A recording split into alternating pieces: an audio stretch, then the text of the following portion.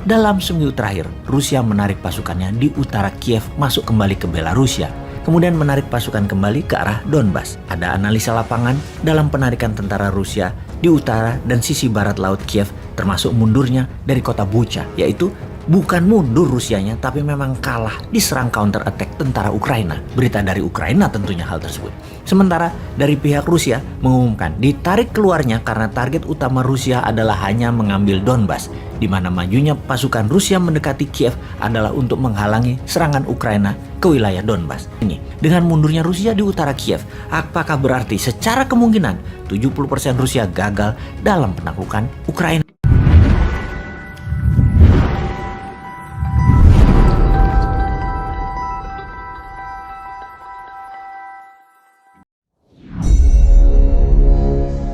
Sebuah judul yang provokatif, dan apakah judul ini clickbait? Kita membahas strategi perang di Ukraina yang saat ini berubah lagi polanya. Dalam 2 minggu yang lalu kita katakan bahwa pola serang Rusia di awalnya menggunakan strategi serangan kilat, gagal. Kemudian berubah menjadi serangan bumi hangus arah Aleppo, Suriah, dengan menyerang dulu menggunakan roket ke target-target wilayah sasaran. Penduduk mengungsi. Lalu pasukan pertahanan Ukraina digempur habis-habisan sehingga wilayah perkotaan tersebut rata tanah. Ternyata belum maju-maju juga hingga saat ini. Sekarang memasuki awal minggu ke-7. Lain lagi yang dilakukan Rusia sejak minggu lalu. Kita juga mengatakan di awal perang bahwa serangan kilat di target kurang dari 7 hari Kiev lumpuh. Diimpikan tentara pembebasan Rusia tersebut akan diberikan lemparan mawar oleh warga Ukraina. Namun faktanya adalah perlawanan keras tentara Ukraina, perlawanan keras dari rakyat Ukraina, dan NATO terus membantu dengan misionaris tentara swasta masuk ke Ukraina. Faktanya bukannya Ukraina melempar bunga mawar, namun melempar molotov cocktail, granat, dan ditembak sniper. Ini yang kita laporkan kemudian. Rusia ubah strateginya untuk perang kota ke bumi hangus, namun tersulit adalah melawan perang insurgensi yang dilakukan oleh pihak Ukraina. Hit and run selalu berpindah dan mereka mengembus menyerang logistiknya Rusia. Rupanya strategi bumi hangus tidak juga membuat kota kedua terbesar Ukraina yaitu Kharkiv takluk, walau sudah dikepung tentara Rusia. Kalau ibu kota Kiev jauh dari jangkauan roket Rusia sekalipun, tidak bisa maju tentaranya. Kota pelabuhan Mariupol digempur hingga bumi hangus 90% wilayahnya, tetap tidak takluk juga. Dalam seminggu terakhir, Rusia menarik pasukannya di utara Kiev masuk kembali ke Belarusia, kemudian menarik pasukan kembali ke arah Donbas. Ada analisa lapangan dalam penarikan tentara Rusia di utara dan sisi barat laut Kiev, termasuk mundurnya dari kota Bucha, yaitu bukan mundur Rusianya, tapi memang kalah diserang counter attack tentara Ukraina. Berita dari Ukraina tentunya hal tersebut. Sementara dari pihak Rusia mengumumkan ditarik keluarnya karena target utama Rusia adalah hanya mengambil Donbas, di mana majunya pasukan Rusia mendekati Kiev adalah untuk menghalangi serangan Ukraina ke wilayah Donbas. Sekarang 80.000 tentara Rusia ada di sisi timur Ukraina dan sisi selatan. Wilayah utara, barat daya, barat laut Ukraina, tentara Rusia mundur perlahan. Atau kalah ya sebenarnya. Yang pasti banyak pengamat bertanya, benarkah tujuan aslinya ingin mengambil Donbas yang kemudian wilayah itu dijadikan buffer areanya Rusia? Kita tidak tahu. Namun membawa logistik sepanjang 30 mil atau 50 km panjangnya di dalam penyerangan Ukraina kemarin dengan target 1 minggu takluk ternyata gagal. Benarkah Rusia gagal di Ukraina? Benarkah Rusia hanya mau ambil Donbas? Benarkah bantuan senjata NATO mengalir terus menguntungkan Ukraina?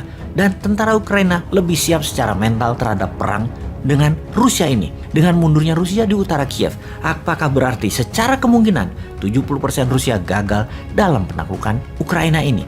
Yang kita pertanyakan berikutnya, di luar perang militer yaitu perang ekonomi counter attack Rusia ke NATO, seberapa efektif rubel backed by gold akan menjadi penantang dolar? Yang dapat dipastikan, pembelian rubel dalam pembayaran gas dan minyak Rusia terbukti efektif. Nilai mata uang rubel meningkat dalam 2 minggu terakhir ini.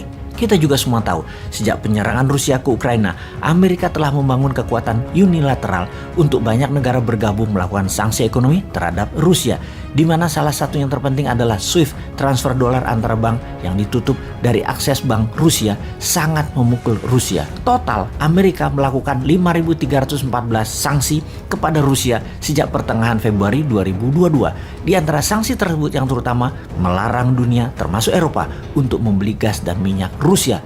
Namun kontras dari pernyataan sanksi tersebut, Amerika malah menambah suplai dari Rusia ke Amerika sebanyak 43% atau 100.000 barel per harinya. Informasi ini dengan lantang diucapkan oleh Kementerian Luar Negeri Tiongkok yang menampar muka Amerika. Bahkan bukan hanya mengimpor minyak tambahan, namun mineral lainnya juga Amerika impor seperti pupuk juga meningkat. Sementara efek di Eropa kalau mengsanksi ekonomi Rusia akan membuat negara-negara Eropa menjadi capital outflow atau uang keluar dari Eropa dan masuknya pengungsi ke Eropa, serta kekurangan energi di Eropa. Jadi sanksi ekonomi ke Rusia oleh Amerika adalah untuk keuntungan Amerika, itu aslinya. Amerika itu double standar negaranya, bangke bener dah cara bernegaranya dalam mengerjain negara lain. Oh iya, Amerika bagaimana sih membeli minyaknya ke Rusia? Kan Amerika negara swasta, ya swasta Amerika yang beli minyak Rusia lalu jual ke masyarakat Amerika langsung. Di mana harga minyak dunia $100 per barelnya, sementara harga minyak Rusia bisa $70-80. Murah. Kalau melihat sejarah, sanksi ekonomi tidak pernah membuat dunia menjadi lebih damai. Seperti saat ini Amerika melakukan di banyak negara di Timur Tengah, termasuk Iran. Saran, kalau memang ingin perdamaian, wahai Amerika, adakan peace talk serius dan jangan memprovokasi pihak manapun seperti yang Anda lakukan saat ini. Kembali ke perang di Ukraina. Pastinya sekarang Ukraina di atas angin. Serangan balasan di mana-mana ke pasukan Rusia menunjukkan kemajuan. Rusia geser ke Donbas di sisi tenggara dan sisi selatan Ukraina. Juga sekarang Zelensky tidak mau lagi mengadakan pertemuan dengan Rusia. Dia mengatakan akan terus mempertahankan seluruh wilayah Ukraina. Pede dia sekarang. Jadi panjang nih perang, namun dapat dipastikan semakin kesini semakin pasti tidak jadi perang dunia ketiganya.